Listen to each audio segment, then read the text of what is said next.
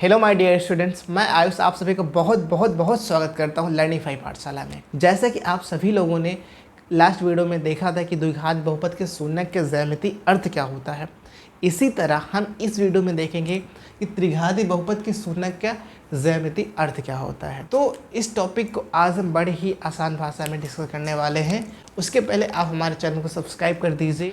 तो आइए देखते हैं कि त्रिघाती बहुपद के शून्यक के ज्यामितीय व्याख्या।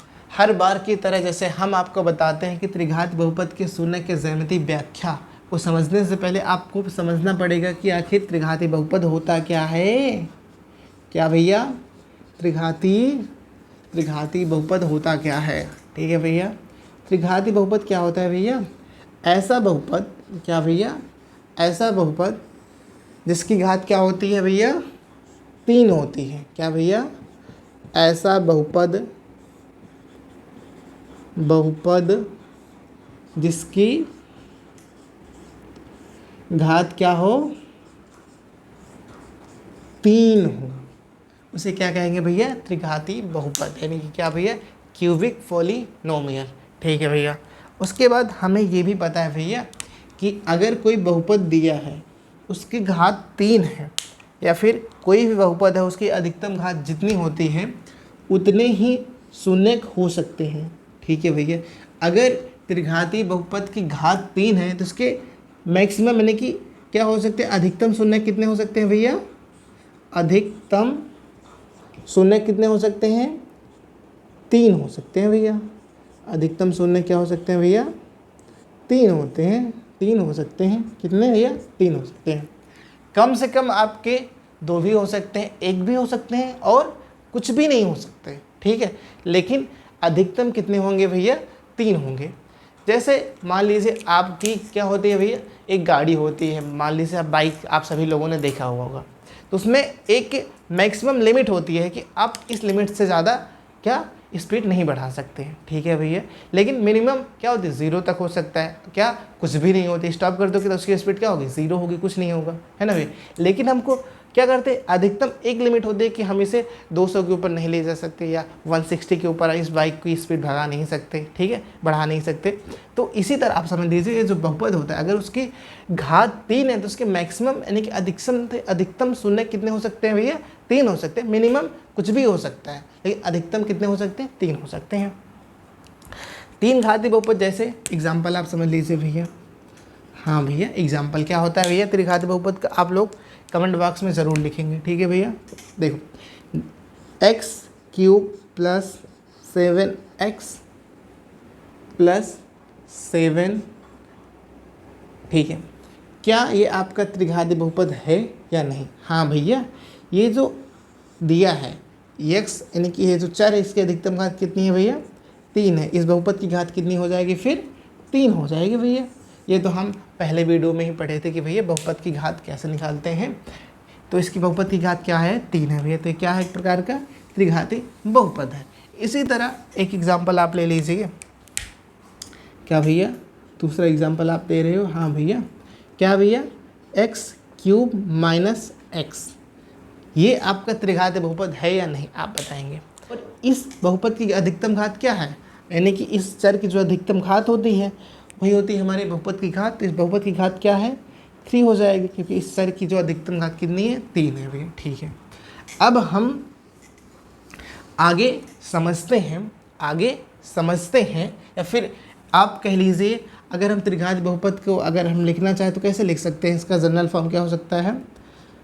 px = क्या लिख सकते हैं? x³ ax³ + bx² + cx + d। ठीक है भैया, ये क्या हो सकता है? आपका त्रिघाती बहुपद का जनरल फॉर्म हो सकता है।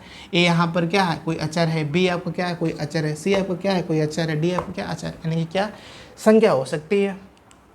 और जैसे यहाँ पर लिखा है p(x), यानी कि ये जो बहुपद है एक किस वेरिएबल के रूप में है? किस चर के रूप में? x के रूप में। अब आइए समझते हैं, या फिर एक एग्जाम्पल हम इसी एग्जाम्पल से समझते हैं। इसे हम मिटा देते हैं, आप इसे नोट कर लीजिए। त्रिघाती बहुपद क्या होते हैं, इसका जनरल फॉर्म क्या हो सकता है, इसके एग्जाम्पल क्या हो सकते हैं, इसके अधिकतम शून्य 3 हो सकते हैं। ठीक है, आप इसे नोट कर लेंगे। मैं बोल रहा हूँ, आप अपनी नोटबुक में लिखिए कि ऐसा बहुपद जिसकी घात 3 होती है उसे क्या कहते हैं? त्रिघाती बहुपद कहते हैं। और त्रिघाती बहुपद के अधिकतम शून्य कितने हो सकते हैं? 3 हो सकते हैं। ठीक है भैया, मिनिमम कुछ भी हो सकते हैं। आप इसे अपने नोटबुक में नोट कर लीजिए। तो हमने अभी आपको क्या एक एग्जाम्पल बताया था, उसी एग्जाम्पल के माध्यम से हम समझेंगे क्या भैया, ये जो त्रिघाती बहुपद है इसकी ज्यामिति क्या होगी। एग्जाम्पल हमने क्या बताया था? X cube minus x equal to क्या था? P x. ठीक है, मैं आपको पहले वीडियो से ही बताते चला आया हूँ कि भैया ये जो पी एक्स है इसको किसके इक्वल टू लिख सकते हैं भैया? पी एक्स को लिख सकते हैं वाई के बराबर, यानी कि ये जो बहुपद है उसे हम क्या लिख सकते हैं भैया? y इक्वल टू क्या लिख सकते हैं? एक्स क्यूब माइनस एक्स लिख सकते हैं। उसके बाद हमने आपको बताया कि अगर कोई बहुपद है उसको ज्यामितीय रूप में दिखाना है, ठीक है, तो हम क्या करते हैं भैया? x का मान रखते हैं, y का मान निकलते चला आता है। ठीक है भैया, जैसे हमने आपको बताया सबसे पहले आपको क्या करना है, यहाँ पर आपको एक प्यारा सा बॉक्स बना लेना है। ठीक है, जिसमें आपको क्या होंगे? x और y के मान होंगे। ठीक है भैया, क्या करेंगे?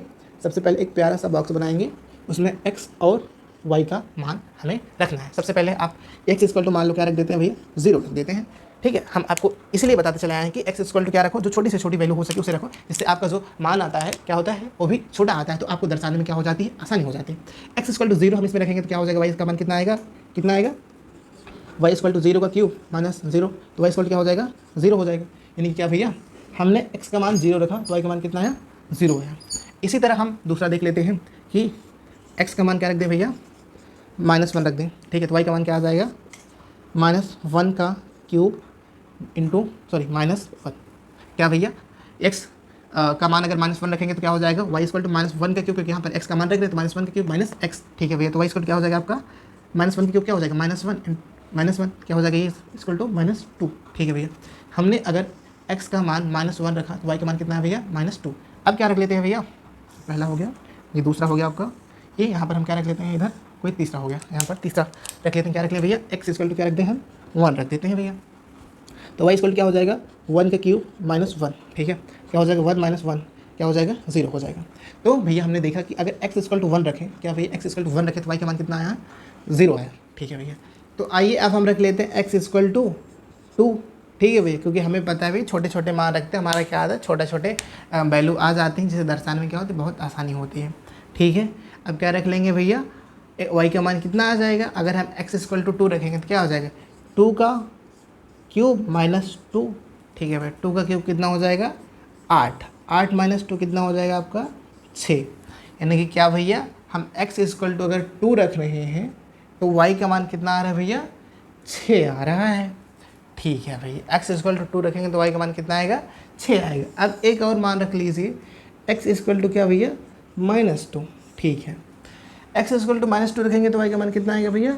-2 का क्यूब यहाँ पर क्या होगा? क्यूब -2। ठीक है भैया, तो -2 का क्यूब कितना आएगा? -8। और इधर क्या हो जाएगा? -2 यहाँ पर भी होगा, क्योंकि माइनस यहाँ पर देखो क्या था? -x है, और यहाँ पर भी माइनस, क्या हो जाएगा? माइनस इंटू क्या हो जाएगा? +2 हो जाएगा। तो x का मान कितना आ जाएगा? y का मान कितना आ जाएगा आपका? -6। ठीक है भैया, अगर हम x का मान -2 रख रहे हैं तो y का मान कितना आ रहा है? -6। तो आप इसे नोट कर लीजिए। ठीक है, उसके बाद हम अब देखते हैं कि ये जो त्रिघाती बहुपद है इसके शून्य की ज्यामिति क्या आती है। जैसे कि हमने लास्ट वीडियो में देखा था कि जो एक घाती बहुपद आता है उसका क्या आता है? एक स्ट्रेट लाइन आता है, और जो द्विघाती बहुपद था उसका क्या आया था? पैराबोला आता है। तो हम इसी तरह इसका आप देखेंगे कि इसकी जो ज्यामिति आती है तो क्या आती है इसका। तो सबसे पहले आपको क्या करना है? x अक्ष y अक्ष आपको ऐसे बना लेना है। ये आपका क्या है भैया? ये आपका y अक्ष है। ये आपका क्या है भैया? ये x अक्ष है। ठीक है भैया, ये तो हमने क्लास 9th में पढ़ा था। और यहाँ पर क्या होता है? आपका मूल बिंदु होता है। मूल बिंदु का कोऑर्डिनेट क्या होता है? 0,0 होता है। और हमें पता है भैया कि मूल बिंदु से अगर हम राइट साइड x अक्ष पर जाते हैं तो क्या होता है? पॉजिटिव होता है। और मूल बिंदु से जो x अक्ष बाईं तरफ होता है क्या होता है? नेगेटिव होता है। मूल बिंदु से ऊपर y अक्ष क्या होता है? पॉजिटिव होता है। मूल बिंदु से नीचे y अक्ष क्या होता है? नेगेटिव होता है। इतना हमें पता है भैया। और ये भी पता है भैया कि हम अगर ये जो कोऑर्डिनेट को दर्शाते हैं तो सबसे पहले किसका कोऑर्डिनेट लिखते हैं? x अक्ष का। उसके बाद क्या लिखते हैं? y अक्ष का। यानी कि क्या भैया, यहाँ पर अगर हम कोई कोऑर्डिनेट दर्शाना, जैसे 1,0 दर्शाना है, तो सबसे पहले कहाँ पर जाएंगे? 1 एक्स एक्स पर जाएंगे, उसके बाद हम देखेंगे कि वाई का कोऑर्डिनेट क्या है। ठीक है भैया, आइए अभी हम आपको जब बताएंगे तो आपको समझ में आ जाएगा। ठीक है, देखो सबसे पहले आपका क्या है 0,0, 0,0 कहाँ पर होता है, यहाँ पर मूल बिंदु पे क्या होता है 0,0। उसके बाद क्या है -1,-2। आप ऐसे यहाँ पर लाइन ड्रा कर लीजिए, क्या आप ऐसे यहाँ पर मान लो क्या है आपका एक 1 2 3 4 5 6, क्या भैया 1 2 3 4 5 6, इधर आप मान लीजिए 1 2 3 4 5 6, यहाँ पर आपको 1 2 3 4 5 6, 1 2 3 4 5 6, ये आपका क्या है -1 -2 -3 -4 -5 -6, ये क्या आपका -1 -2 -3 -4 -5 -6, आपका क्या है 1 2 3 4 5 6, ये आपका क्या है 1 2 3 4 5 6। ठीक है भैया, समझ में आ गया। सबसे पहले आपका कोऑर्डिनेट क्या है 0,0, तो 0,0 आपका कहाँ पर है, ये यहाँ पर। उसके बाद आपका क्या है भैया -1,2, तो एक्स एक्स का कोऑर्डिनेट यानी कि वाई क्या है एक्स एक्सिस पर कितना है -1 है, तो -1 कहाँ पर होता है, यहाँ पर होता है। कहाँ पर होता है भैया, यहाँ पर होता है। और वाई एच पर कितना है -2, तो एक्स एच का -1 यहाँ पर है और वाई एच का -2 यहाँ पर होगा। तो इसको क्या करेंगे, ऐसे ऐसे क्या करेंगे दर्शा देंगे, तो यहाँ पर आ जाएगा आपका, कहाँ पर, यहाँ पर क्या हो जाएगा आपका -1, -2, ये हो गया। अब उसके बाद तीसरा कोऑर्डिनेट क्या है 1,0, तो एक्स एच पर क्या +1 कहाँ पर है, यहाँ पर है भैया। उसके बाद 0, यानी कि हमें पता है भैया एक्स एक्स पर वाई का कोऑर्डिनेट क्या होता है 0 होता है, तो यहाँ पर आपका क्या हो जाएगा 1,0 हो जाएगा। इसी तरह ये आपका तीसरा वाला हो गया। अब चौथा वाला देखेंगे कि 2,6 कहाँ पर है, +2 एक्स एच पर कहाँ पर है, यहाँ पर है। ठीक है, और +6 वाई एच पर कहाँ पर है, यहाँ पर है। ठीक है, तो क्या हो जाएगा ऐसे, ये क्या हो जाएगा आपका 2,6। उसके बाद -2,6 कहाँ पर हो जाएगा, -2 एक्स एच पर यहाँ पर है। ठीक है भैया, और वाई एच पर -6 कहाँ पर, यहाँ पर है। क्या हो जाएगा आपका ऐसे, यहाँ पर आ जाएगा। इसका कोऑर्डिनेट क्या हो जाएगा -2,-6। अब हम आपको यहाँ पर इसकी ज्यामिति दर्शा देते हैं क्या आती है, क्योंकि हम इसमें अभी बनाएंगे तो शायद साफ दिखे ना, तो हम कोशिश करते हैं अलग बना देते हैं जिससे कि आपको अच्छे से समझ में आ जाए। ये आपका क्या है एक्स एच है, ये आपका क्या है वाई एच है। ठीक है, भैया समझ में आया आपको क्या है मूल बिंदु, ये आपका वाई एच, ये आपका एक्स एच। ठीक है, तो आप अगर ध्यान दो तो आपका पहला पॉइंट कहाँ पर था, यहाँ पर ही था 0,0 यहाँ पर था। उसके बाद -1,-2 कहाँ पर था, यहाँ पर था। कहाँ पर, लगभग यहाँ पर था, क्या था यहाँ पर -1,-2 था। ठीक है भैया, -1,-2 यहाँ पर था, ये 0,0 यहाँ पर था। उसके बाद ये 1,0 कहाँ पर था, लगभग यहाँ पे था। कहाँ पर भैया, यहाँ पे था। ठीक है भैया, कहाँ पर था 1,0। ठीक है भैया, यहाँ पर था। उसके बाद 2,6 कहाँ पर था आपका, 2,6 यहाँ पर था भैया 2,6। ठीक है, उसके बाद आपका -2,6 कहाँ पर था, यहाँ पर था। कहाँ पर -2,6 ठीक है। अब हमें इसी को क्या करना है, पॉइंट जितने हैं उनको क्या करना है, मिला देना है भैया। ठीक है, मिला देते हैं। देखो सबसे पहले यहाँ से ऐसे समझ लेते, यहाँ ऐसे गया, ऐसे ऐसे गया। ठीक है, फिर ऐसे से ऐसे चला गया। ठीक है भैया, समझ में आ गया। यानी कि क्या भैया, अगर आप देखो तो क्या इसकी कोई ज्यामिति आ रही है, या इसको हम क्या बोलेंगे, कुछ बोल सकते हैं, या स्ट्रेट लाइन है, या पैराबोला है, या फिर एलिप्स, कुछ है इसे हम क्या कहें, कुछ नहीं है। तो आपको समझना क्या है भैया, क्या समझना है कि त्रिघातीय बहुपद जो होता है, क्या भैया, जो आपका त्रिघातीय बहुपद होता है उसकी जो ज्यामिति यानी कि शून्य की जो ज्यामिति आती है कुछ नहीं आती, उसको हम डिफाइन नहीं कर सकते क्या आता है, बस कुछ नहीं आता। ठीक है, कुछ भी हो सकता है, ये आपकी ऐसे ऐसे ऐसे ऐसे कुछ भी हो सकता है। ठीक है, इसकी कोई ज्यामिति नहीं होती है। ठीक है, आपको इतना समझ लेना है। ठीक है, सिंपल भाषा में अगर आपको कहें कि ये जो त्रिघातीय बहुपद की ज्यामिति होती है, यानी कि क्या इसका कोई निश्चित आकार नहीं होता। ठीक है भैया, समझ में आ गया। और आपको हम पहले वीडियो से बताते चले आ रहे हैं कि ये जो आपका है, ये आपका एक्स अक्ष है और ये आपका क्या है वाई अक्ष है। तो ये जो आपका मान लीजिए ऐसे ऐसे है। ठीक है, ये जो आपका आलेख है ये एक्स अक्ष को जितनी बार कट करता है वो उस बहुपद के क्या होते हैं, उतने ही शून्य होते हैं भैया। अगर ये एक्स अक्ष को 3 बार कट किया है तो इसके शून्य कितने हो जाएंगे भैया, 3 हो जाएंगे। अगर यहाँ पर ऐसे दिया है क्या भैया, ऐसे ऐसे ऐसे ऐसे कुछ करके दिया है, तो ये जो बहुपद है इसके शून्य कितने हो जाएंगे भैया, 1 2 3 4 5, ठीक है, 5 शून्य हो जाएंगे। ठीक है, हाँ भैया समझ आ गया कि अगर कोई बहुपद दिया है और उसको क्या आलेख के रूप में दिया है तो हमें उसका शून्य निकालना हुआ तो क्या करेंगे भैया, हम देखेंगे कि वो जो आलेख है, ठीक है, वो एक्स अक्ष को कितनी बार कट कर रहा है। सिंपल सी बात है। ठीक है, आई होप आपको समझ में आ गया होगा। इसी तरह हम आपको 2-3 एग्जाम्पल देते हैं जिससे आप समझ में आ जाएगा कि ये जो आलेख है, हम आलेख को देखकर कैसे बता सकते हैं कि ये जो बहुपद है इसके शून्य कितने हैं। बहुत ही आसान है, सिंपल सा रूल है। क्या करना है भैया, सिंपल सा रूल है कि आपको देखना है कि ये जो आलेख है ये एक्स अक्ष को कितनी बार कट कर रहा है, तो उस बहुपद के उतने ही शून्य हो जाएंगे। ठीक है भैया, आइए देख लेते हैं कि अगर कोई आलेख दिया हुआ है तो उस आलेख को देखकर हम कैसे पता कर सकते हैं कि उस बहुपद का शून्य कितने हैं या फिर वो बहुपद कौन सा है। ठीक है, बहुत ही आसान है। ठीक है, आइए देखते हैं। सबसे पहले आप एग्जाम्पल ले लीजिए, आपको आसानी से समझ में आ जाएगा। ठीक है भैया, ये ठीक है, एक एग्जाम्पल ये ले लीजिए, दूसरा एग्जाम्पल आप ले लीजिए। अभी हम आपको सब अच्छे से बताएंगे। ठीक है, ये आप ले लीजिए।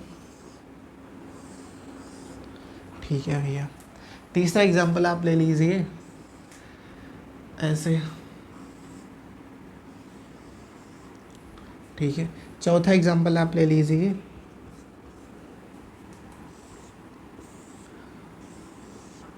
ठीक है भैया, पांचवा एग्जाम्पल आप यहाँ पर ले लेंगे।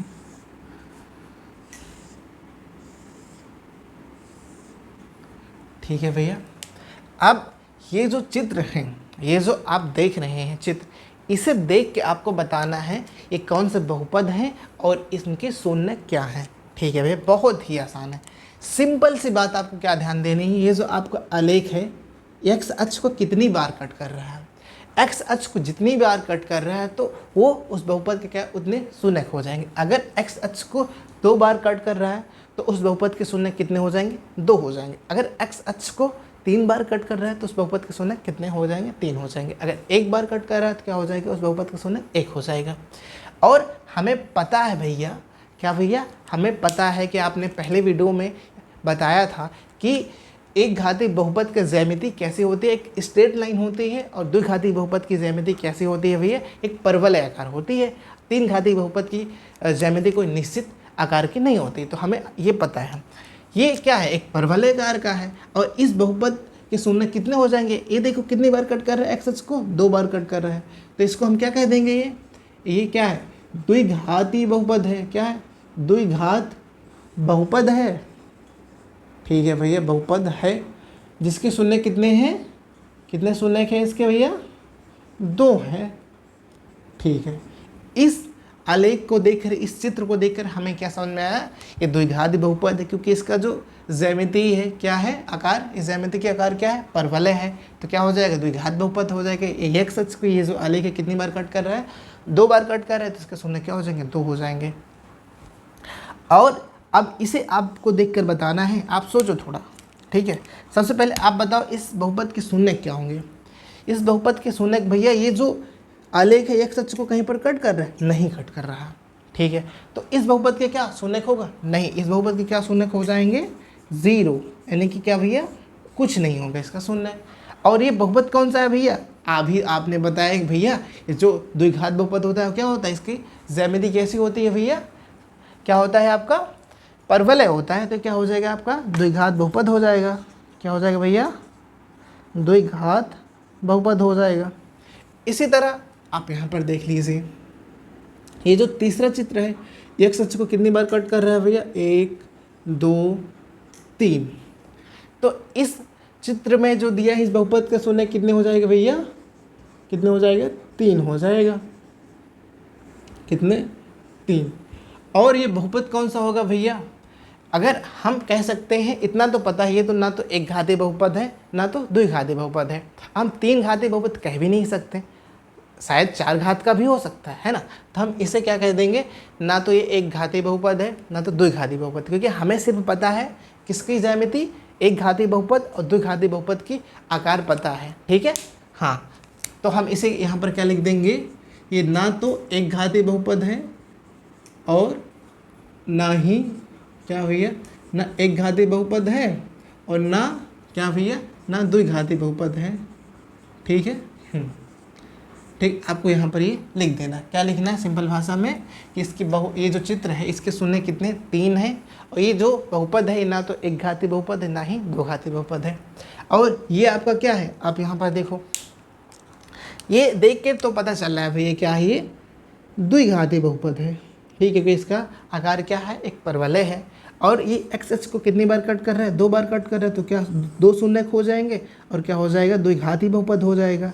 ठीक है भैया, तो अभी आपने बताया था।